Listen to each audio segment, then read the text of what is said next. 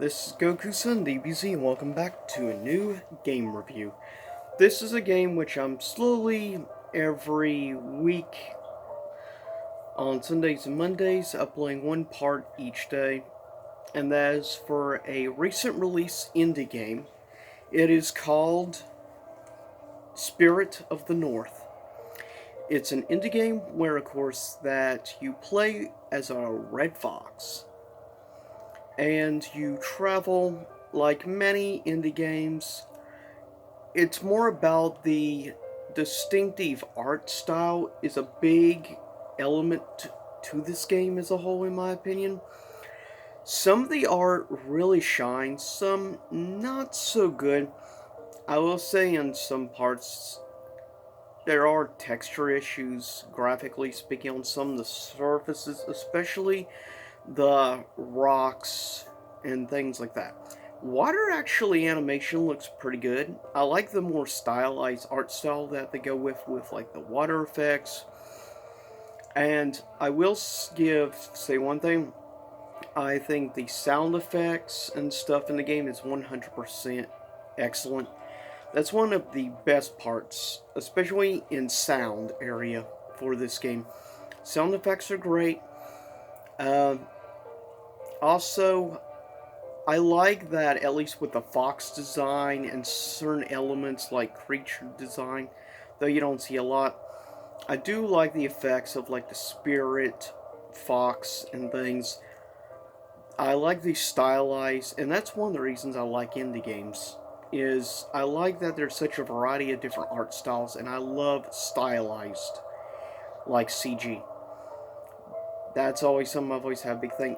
Musically, it's pretty good. It has solid music. Unfortunately, for the most part, the game just plays like the same music over and over, so that it does get repetitive, unfortunately, in the music area. Sound effects, the stylized art style, all good, big time thumbs ups. With the music, it's more in between. The music is good, as you hear in the background. The music is not bad. I like that they chose to go with like more simplistic piano music is a good thing. Actually, it suits the environments as well as going with the fox and things. I think that is a good area to go with for this specific type of game.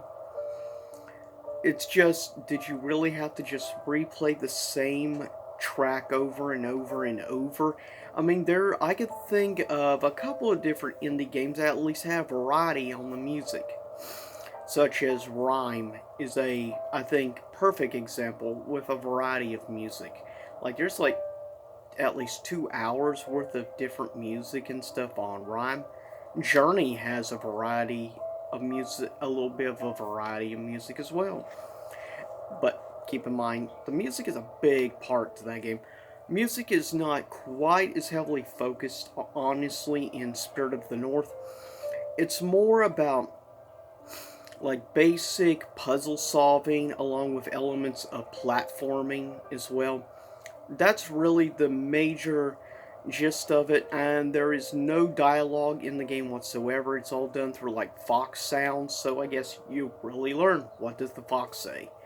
Had to punch that like a little joke in somehow. But overall, we learn throughout the game and stuff like about this ruined, lost society as a whole. Basically, the main thing is to find the bodies of these dead, like priests and stuff, find their staffs, and that releases their soul. Now, unfortunately, I was only able to find about 50% of the spirits. You get like a gold trophy if you can find them all, of course. There's always a trophy for something. Overall, as a whole, I am willing to be somewhat forgiving of Spirit of the North, mainly because the game is price is like $29.99, I think, or $24.99. It's our $25 or $30, so it's a budget title. And to be fair, I think for what you get, that's not necessarily a bad price. I think the game maybe should have been more around $20 personally, but still, I do like my indie games, and I did enjoy the roaming, really enjoying like the scenery and stuff. That's one of my favorite things about the game, was more the backgrounds. But if there's one big pet peeve I have about the game, now I will say my one of my biggest pet peeves about the game is, since there is elements of platforming involved, unfortunately there seems to be an issue in the game with the hitboxes and stuff in order from like jumping from spot to spot and stuff. And given sometimes you swear you perfectly jumped, but you end up somehow missing it and fall. It's unfortunate and it sucks. I will say, now on the positive side of the game, after talking a little bit about some of the negatives, the hitboxes and everything like that, um, I do like the abilities you end up gaining throughout the game with the fox. Is pretty cool. Like, one specific ability I like with the fox that you gain is the ability to do like a short teleport. That's actually pretty cool, and trust me when I say that little teleport thing, because you can teleport when you do a jump. That will allow you to reach much farther away distances on platforms, but you have to charge up first. You have to do like a howl around like a special flower, and it like reboosts up your spirit energy, which you have to use to activate like ancient stones and stuff. So, kind of like the stones from like Stonehenge.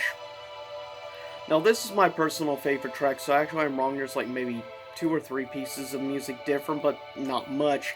And when you're playing like a 5, anywhere from like a 3 to 5 hour game, depending on how much you want to take your time and roam around and stuff, yeah, it does get monotonous with the music, but still good music for the most part. Now, with that said, I'm gonna have to give. I do think that the negatives outweigh the positives a little bit, but still, the whole hitbox thing, I felt like they could have fixed better, honestly. It definitely made some of the platforming maybe just a tad wee bit easier. But with that said, overall, as a whole, I give positives to this game. It was still enjoyable for me, and I did enjoy the journey and trying to learn about this ancient lost society. But as a whole, I give Spirit of the North, of course, which I believe is exclusive to PlayStation Network, PSN. I have to give the game a B minus.